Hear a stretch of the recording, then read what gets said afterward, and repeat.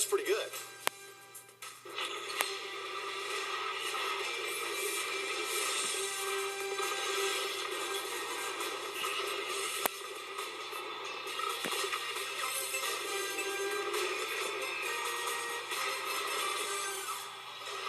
It has been a terrific start for the Big 12. Number one in conference RPI, including Kansas 4th, Iowa State 6th.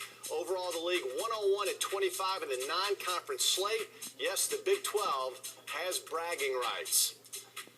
Hi, everybody. Doug Bell, along with former Oklahoma State sharpshooter Brendan Manzer, our 18th year of Studio 66.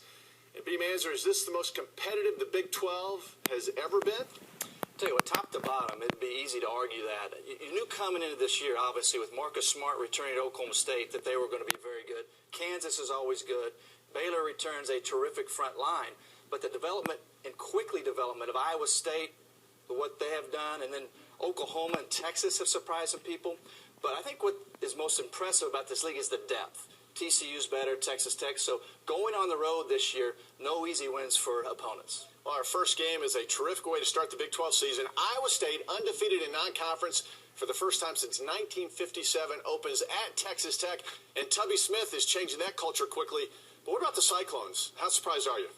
Well, I knew they would be good in time, but Fred Hoiberg has got them there quickly. Once again, he has taken guys returning, solid players in Melvin Ejim and George Niang, cultivated them with the DeAndre Kane, who's putting up Marcus Smart-type numbers, and then Dustin Hogue, who leads the Big 12 Conference in rebounding. One of the things that makes them special offensively, Doug, is their great spacing, which we talk about year in and year out, but the ball doesn't stick, and they are skilled at the 1 through 5 position, excellent passers all the way through, and that makes it difficult to defend. Now, as good as Iowa State has been and Texas Tech up and down, keep in mind the Red Raiders have won 6 of the last 7 home games against Iowa State. Of course, Iowa State, a 12-game winning streak, is their second longest in school history. And as Brendan mentioned, impressive numbers all the way around for the Cyclones. Let's bring in Big 12 announcer Stephen Howard, who will be calling today's game with Dave Armstrong. Stephen, what is the key for this Iowa State team? Why have they been so good? Well, they're good because of their balance, like Brendan mentioned. But the key to this game today is going to have to be staying out of foul trouble. They only go 7 deep, so their depth really throughout Big 12 play is going to be important. You get one of those big 4 of Hogue, Ejim, and any of those guys in foul trouble, Niang, then they're really going to struggle. 7 players deep throughout the Big 12, they're going to go out that front line, try to get them on the bench. And what about Texas Tech? I think Tubby Smith brings in a defensive culture to the Red Raiders. What is their key today? Well, they struggle offensively, particularly from distance. They only average 4.5 threes per game, last in the Big 12. They have very capable bigs in Tolbert, Kravich, and Crockett, but they can't operate if they don't have any room to operate. So they're going to need to knock down some threes, 7 to 9, to be successful against a very offensively adept Iowa State Cyclone team. All right, Stephen, thank you. It's going to be a really good game. And here's the rest of the Big 12 story today. Our second game of the Big 12 Network, West Virginia at TCU. Both teams improved. 6th-ranked Oklahoma State opens Big 12 play in Manhattan on ESPNU. And tonight, OU visits the Longhorns, and that game will be on the Longhorn Network. Now, TCU no longer a pushover as they were a year ago. Kean Anderson logged major minutes last season. And now, Brendan, that experience, I think, is really paying off. Yeah, the Big 12 has great guard play. It's more than Marcus Smart and DeAndre Kane. Kean Anderson has played at a high level all season long.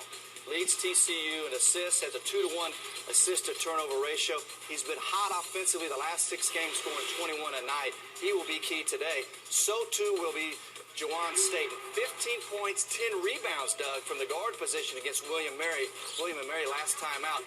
But he leads the Big 12 in assists. He's great at getting to the paint, creating help situations, and getting facilitation to his teammates. Now, remember, West Virginia, second in the league behind Iowa State in three-point makes this season. TCU will have to guard against that. Also, one of the things that helps West Virginia on the road today, Doug, they take care of the basketball, turning it over less than 10 times a game. And a year ago, West Virginia won both meetings between the two schools, so we'll see if they'll make it 3 in a row today. Now, in football news, it appears that the University of Texas has an offer on the table for Louisville head coach Charlie Strong. According to ESPN's Brett McMurphy, Strong wants to meet with Louisville AD Tom Jurich and school president Dr. James Ramsey before he commits, and the deal is reportedly 5 years, $25 million. Some other Big 12 news and notes. Of course, for Oklahoma State, Michael Cobbins tears his Achilles, just like Kobe Bryant, out for the year. Stevie Clark arrested, likely out for the year for Oklahoma State. And the Big 12 women's, again, dominant. Iowa State and Oklahoma State, both undefeated, the only conference that can say that. Hey, coming up, our first game in the Big 12 Network, Jake Crockett leads the Red Raiders against undefeated Iowa State. Crockett needs 37 points to reach 1,000 for his career, and if that happens today, I dare say Texas Tech will pull off the upset.